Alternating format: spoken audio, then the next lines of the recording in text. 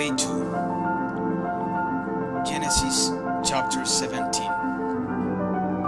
When Abram was 99 years old, the Lord appeared to him and said, I am God Almighty. Walk before me faithfully and be blameless. Then I will make my covenant between me and you and will greatly increase your numbers. Abram fell face down, and God said to him, As for me, this is my covenant with you. You will be the father of many nations. No longer will you be called Abram. Your name will be Abraham, for I have made you a father of many nations. I will make you very fruitful. I will make nations of you, and kings will come from you. I will establish my covenant as an everlasting covenant between me and you and your descendants after you for the generations to come, to be your God and the God of your descendants after you. Then the whole land of Canaan, where you now reside as a foreigner, I will give as an everlasting possession to you and your descendants after you, and I will be their God. Then God said to Abram, As for you, you must keep my covenant, you and your descendants after you for the generations to come. This is my covenant with you and your descendants after you, the covenant you are to keep. Every male among you shall be circumcised. You are to undergo circumcision, and it will be the sign of the covenant between me and you for the generations to come. Every male among you who is 8 days old must be circumcised, including those born in your household or bought with money from a foreigner, those who are not your offspring, whether born in your household or bought with your money, they must be circumcised. My covenant in your flesh is to be an everlasting covenant. Any uncircumcised male who has not been circumcised in the flesh will be cut off from his people. He has broken my covenants.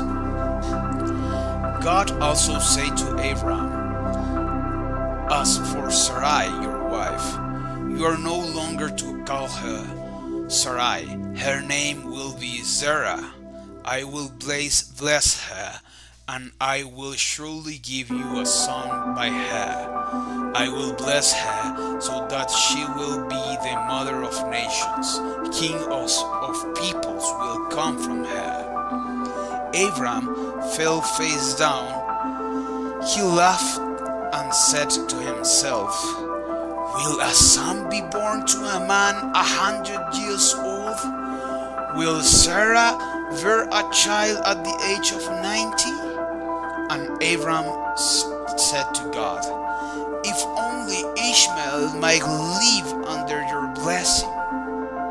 Then God said, Yes, but your wife Sarah will bear you a son, and you will call him Isaac. I will establish my covenant with him as an everlasting covenant for his descendants after him. And as for Ishmael, I have heard you. I will surely bless him. I will make him fruitful and will greatly increase his numbers. He will be the father of 12 rulers, and I will make him into a great nation. But my covenant I will establish with Isaac, whom Sarah will bear to you by this time next year. When he had finished speaking with Abram, God went up from him. On that very day, Abraham took his son Ishmael and all those born in his household or vowed with his money, every male in his household, and circumcised them as God told him. Abraham was 99 years old when he was circumcised, and his son Ishmael was 13. Abraham and his son Ishmael were both circumcised on that very day. And every male in Abraham's household, including those born in his household or bought from a foreigner, was circumcised with him. Genesis chapter 18. The Lord appeared to Abraham near the great trees of Mamre while he was sitting at the entrance to his tent. In the heat of the day, Abraham looked up and saw three men standing nearby. When he saw them, he hurried from the entrance of his tent to meet them and bowed low to the ground. He said, "If I have found favor in your eyes, my Lord, do not pass your servant by. Let a little water be brought, and then you may all wash your feet and rest under this tree. Let me get you something to eat, so you can be refreshed, and then go on your way, now that you have come to your servant." "Very well," they answered. "Do as you said." So Abraham hurried into the tent to Sarah. "Quick," he said, "get 3 sets of the finest flour and knead it and bake some bread." Then he ran to the head and selected a choice tender calf and gave it to a servant who hurried to prepare it. He then brought some cuts and milk and the calf that had been prepared and set these before them. While they ate, he stood near them under a tree. "Where is your wife, Sarah?" they asked him. "There in the tent," he said.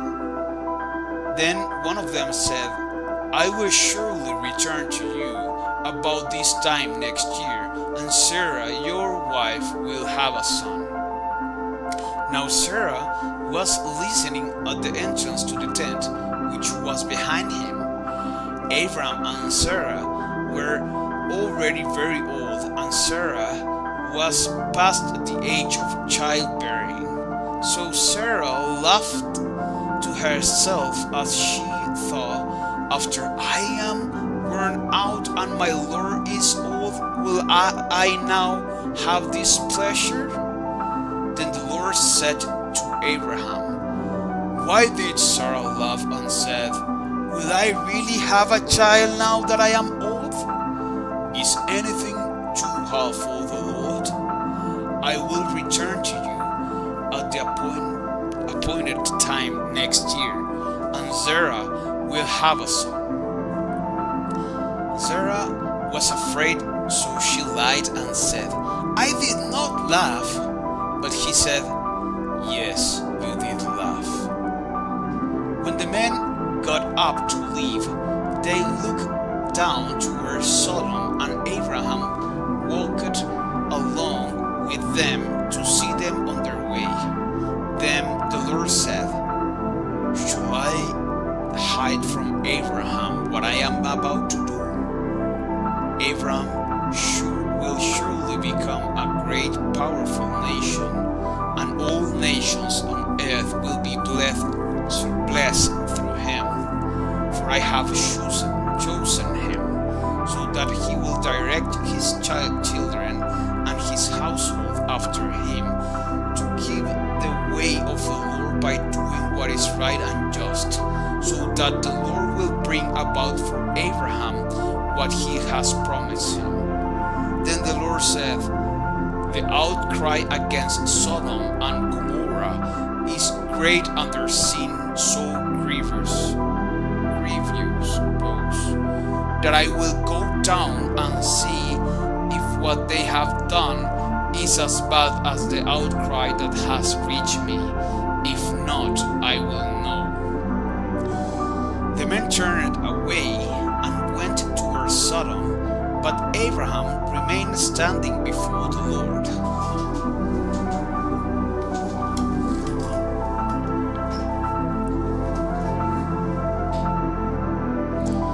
Then Abraham said, approach him.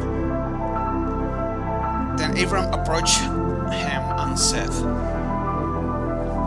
will you sweep away the righteous with the wicked? What if there are 50 righteous people in the city?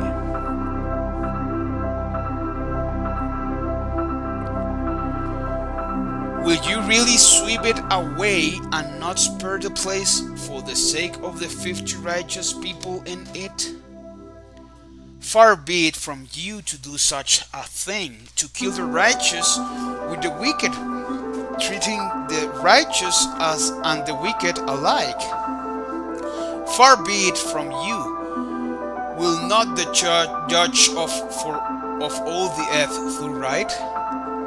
The Lord said, if I find 50 righteous people in the city of Sodom, I will spare the whole place for their sake. Then Abraham spoke up again.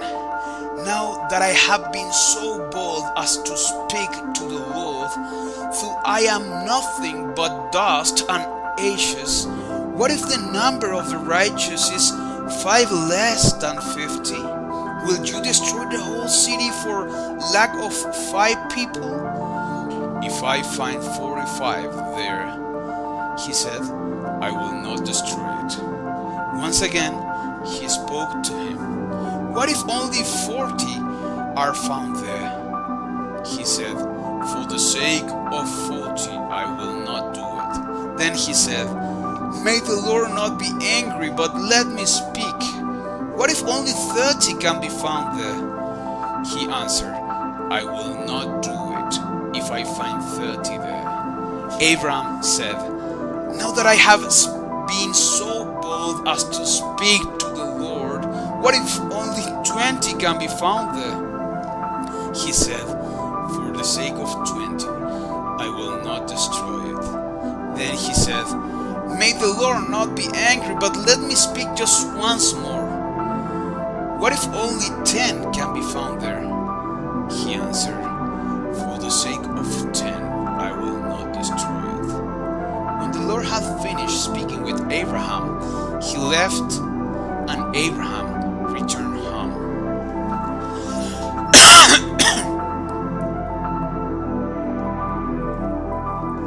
Genesis chapter 19. The 2 angels arrived at Sodom in the evening, and Lot was sitting in the gateway of the city.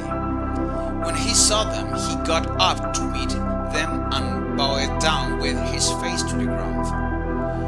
My lords, he said, please turn aside to your servant's house. You can wash your feet and spend the night and then go on your way early in the morning. No, they answered, he will spend the night in the square. But he insisted so strongly that they did go with him and enter his house. He prepared a meal for them, baking bread without yeast, and they ate. Before they had gone to bed, all the men from every part of the city of Sodom, both young and old, surrounded the house. They called to Lot, where are the men who came to you tonight? Bring them out to us so that we can have sex with them. Lot went outside to meet them and shut the door behind him and said, no, my friends, don't do this wicked thing. Look, I have 2 daughters who have never slept with a man. Let me bring them out to you, and you can do what you like with them. But don't do anything to these men, for they have come under the protection of my roof. Get out of our way, they replied. This fellow came here as a foreigner, and now he wants to play the judge. We'll treat you worse than them. We will treat you worse than them. They kept bringing pressure on Lot and moved forward to break down the door. But the men inside reached out and pulled Lot back into the house and shut the door. Then they struck the men who were at the door of the house, young and old, with blindness, so that they could not find the door. The two men said to Lot, "Do you have anyone else here, sons-in-law, sons or daughters, or anyone else in the city who belongs to you? Get them out of here, because we are going to destroy this place." The outcry to the Lord against its people is so great that he has sent us to destroy it. So Lot went out and spoke to his sons-in-law, who were pledged to marry his daughters. He said, "Hurry and get out of this place, because the Lord is about to destroy the city." But his sons-in-law thought he was joking. With the coming of dawn, the angels urged Lot, saying, "Hurry, take your wife and your 2 daughters who are here, or you will be swept away when the city is punished." When he hesitated, the man grasped his hand and the hands of his wife and of his 2 daughters, and led them safely out of the city, for the Lord was merciful to them. As soon as they had brought them out, one of them said, "Flee for your lives. Don't look back, and don't stop anywhere in the plain. Flee to the mountains, or you will be swept away." But Lot said to them, "No, my lords, please. Your servants have found favor in your eyes, and you have shown great kindness to me in sparing my life, but I can't flee to the mountains. The disaster will overtake me, and I will die. Look, here is a town near enough to run to, and it's small. Let me flee to it. It is very small, isn't it? Then my life will be spared." He said to him, "Very well, I will grant this request to you. I will not overthrow the town you speak of, but flee there quickly, because I cannot do anything until you reach it." That is why the town was called Zoar. By the time Lot reached Zoar, the sun had risen over the land. Then the Lord rained down burning sulfur on Sodom and Gomorrah from the Lord out of the heavens. Thus he overthrew those cities and the entire plain, destroying all those living in the cities and also the vegetation in the land.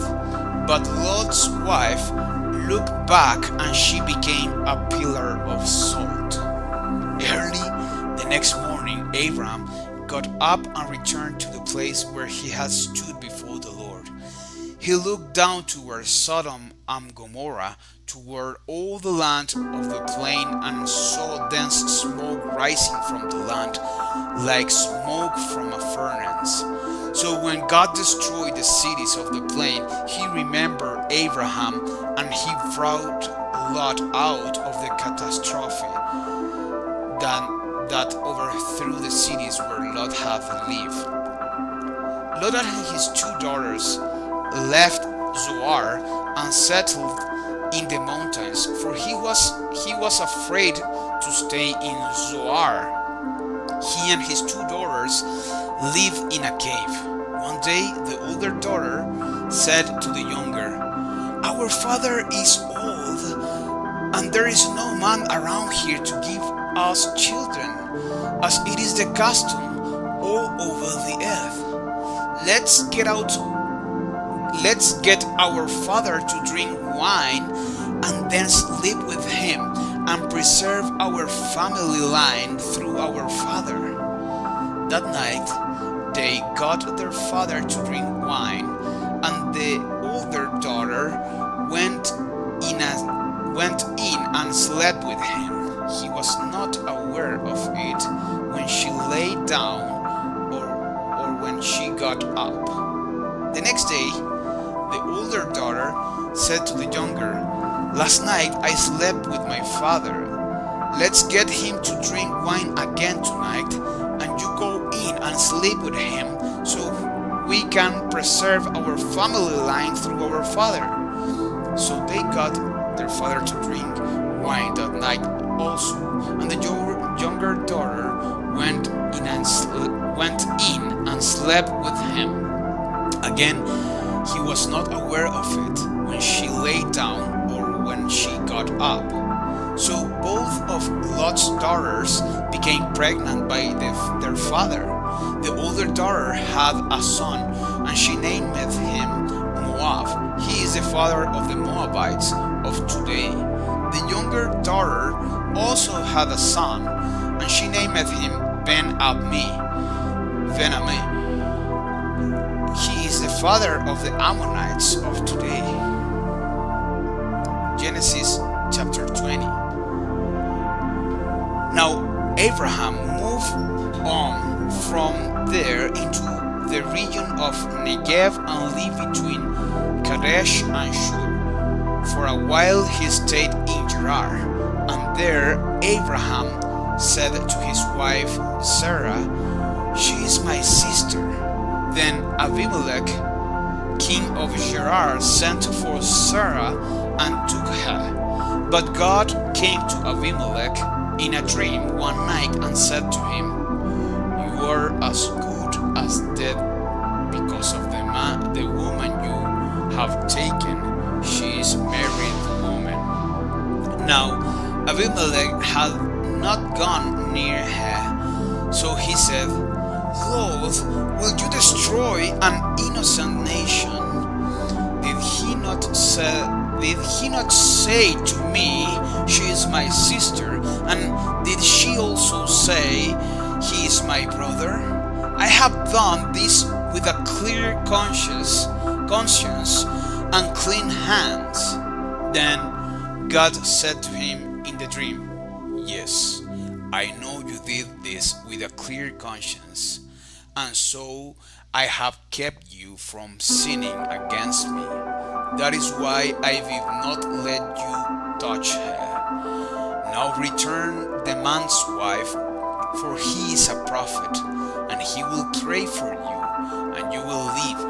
But if you do not return her, you may be sure that you and all who belongs to you will die."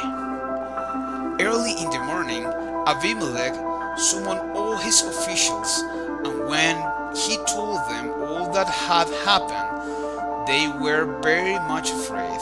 Then Abimelech called Abraham in and said, "What have you done to us?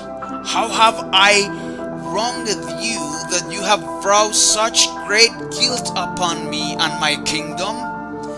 You have done things to me that should never be done."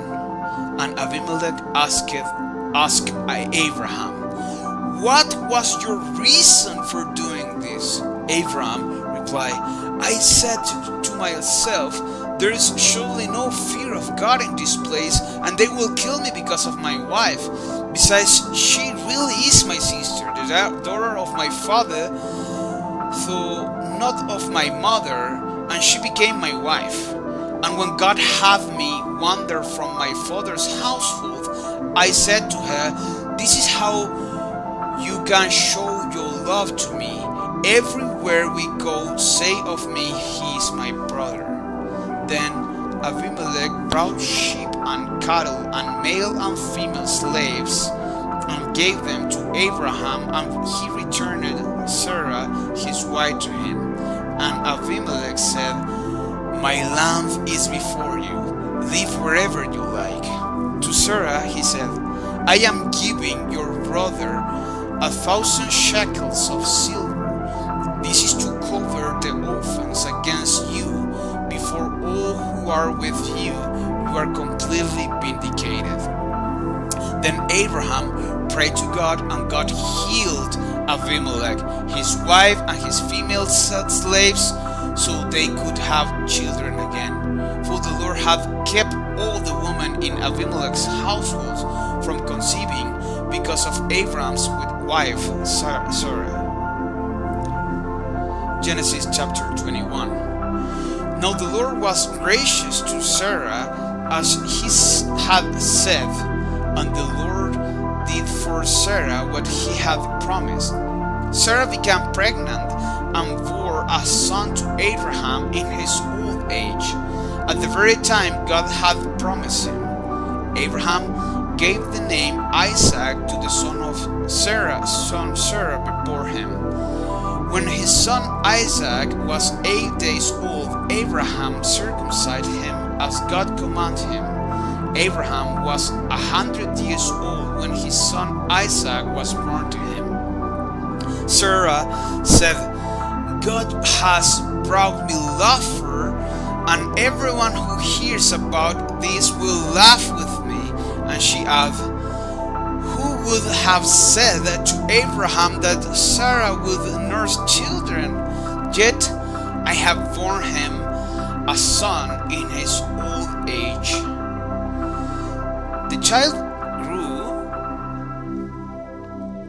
and was weaned, and on the day Isaac was weaned, Abraham held a great feast. But Sarah saw that the son whom Hagar the Egyptian had borne to Abraham was mocking. And she said to Abraham, get rid of that slave woman and her son, for that woman's son will never share in the inheritance with my son Isaac. The mother distressed Abraham greatly because it concerned his son.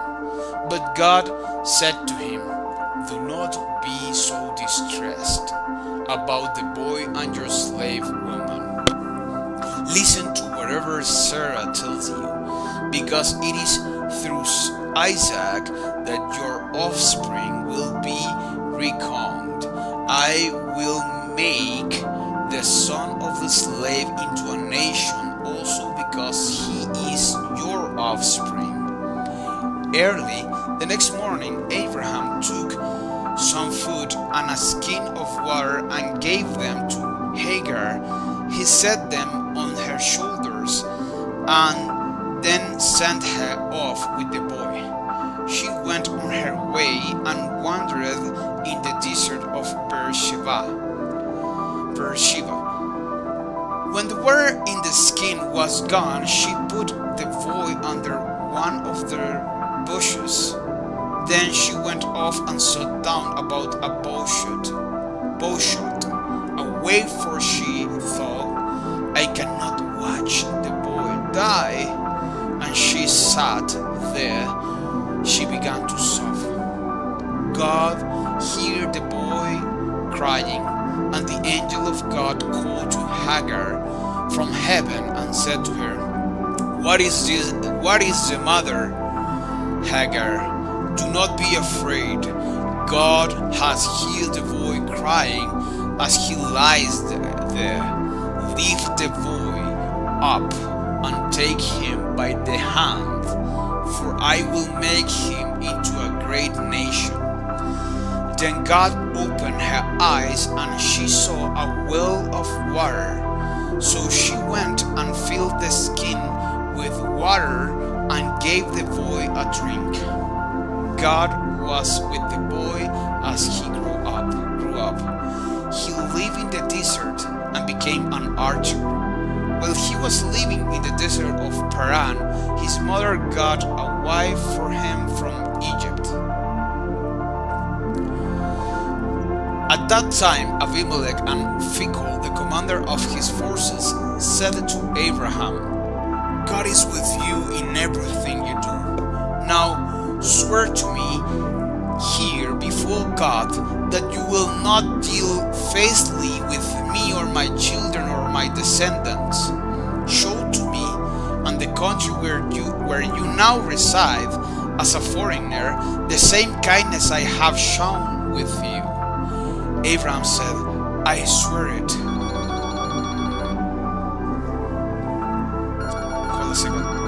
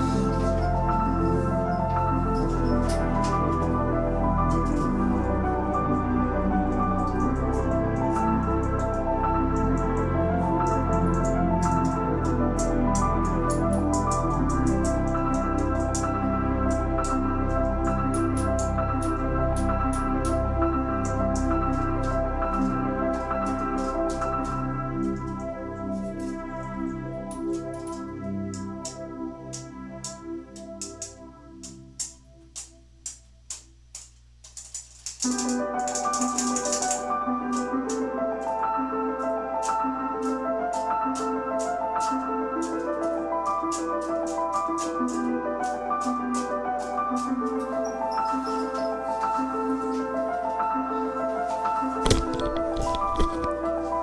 sorry guys.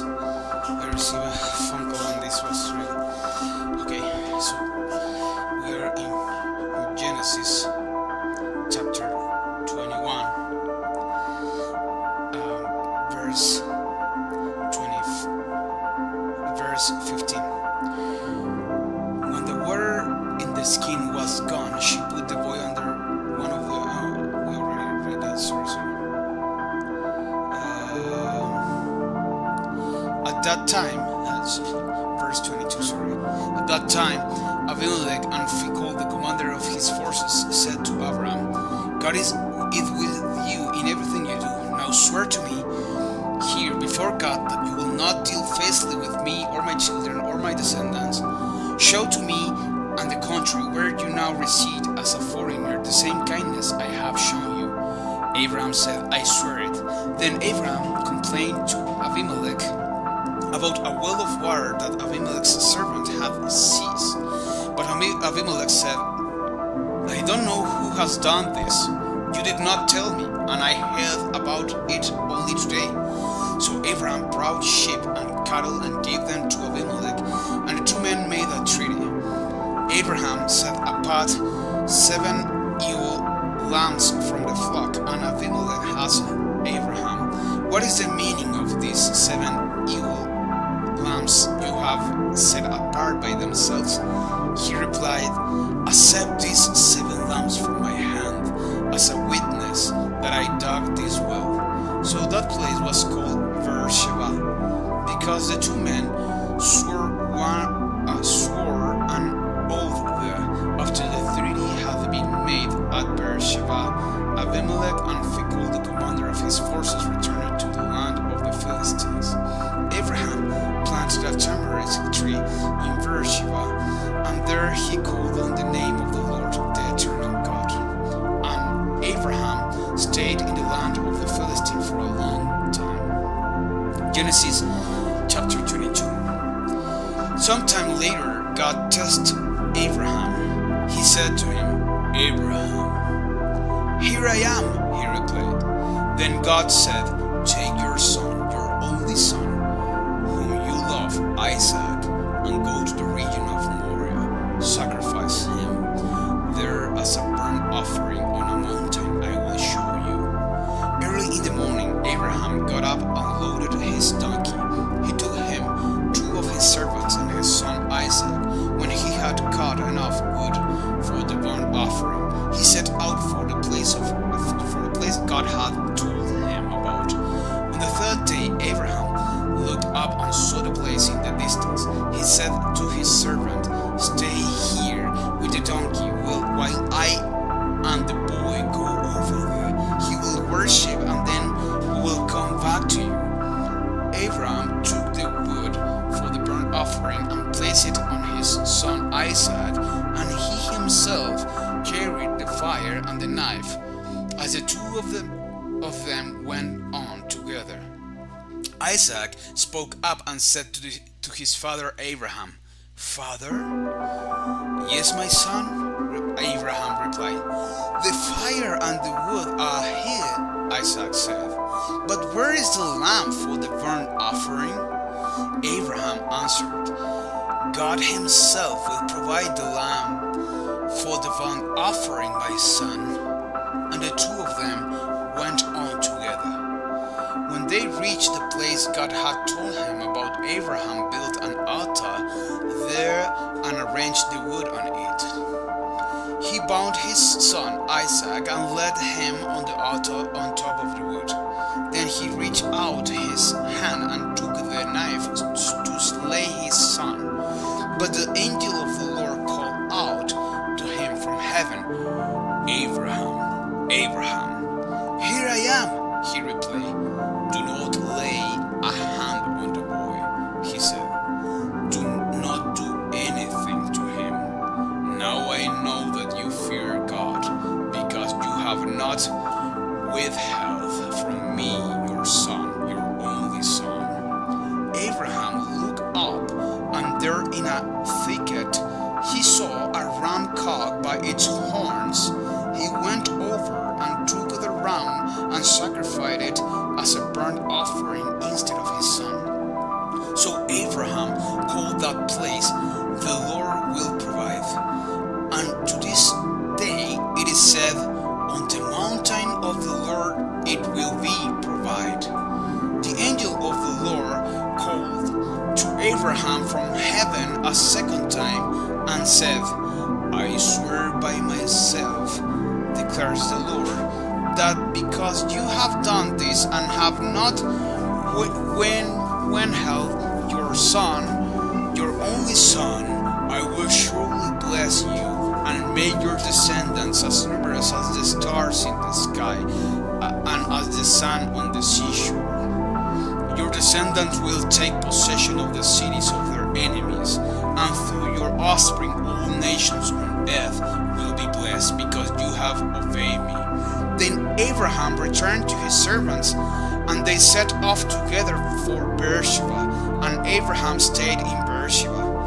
Sometime later, Abraham was told, "Milcah is also a mother. She has borne sons to your brother Nahor. Uz, the firstborn, Buz, his brother, Kemuel, the father of Aram, Kezed, Hazel, Pildash, Jilaph, and Bethuel. Bethuel became the father of Rebekah. Milcah bore these 8 sons to Abraham's brother Nahor. His concubine, whose name was Reumah, also had sons, Teva, Gahama, Tahash,